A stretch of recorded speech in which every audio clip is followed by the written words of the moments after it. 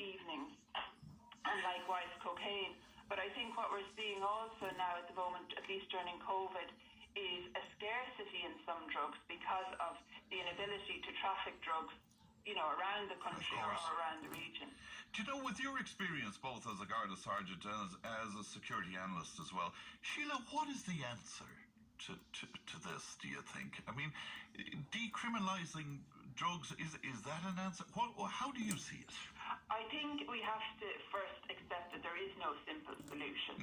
Drugs, whether they're synthetic or man-made or natural, they have been around for generations, and we have to accept that in many ways certain drugs allow us to live our lives. Look, we're looking to vaccines, we're looking at treatments for COVID, so we have to be mindful that there's real benefit in exploring the possibilities that new drugs, as I say, natural or man-made, could have positive benefits.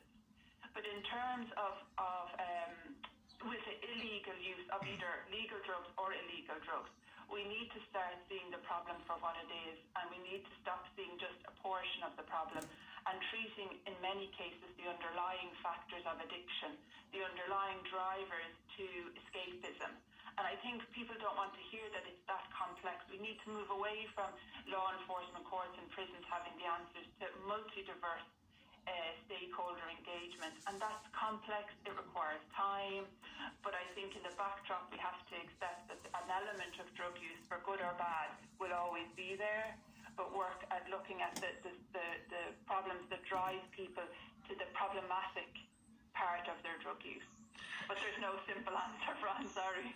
For sure, but thank you. Most interesting to talk to you today, Sheila, and thank you so much for that contribution. Thank you. And that's Sheila Brady there, security analyst, former Garda Sergeant, making reference there to 3,100 people convicted of drug offences in the first 10 months of this year. More than 19% in Dublin, as you might expect, but many rural areas as well being affected, including the larger towns around like Carlow, Ennis and indeed Clonmel. And we heard this morning about issues in other towns around the county as well.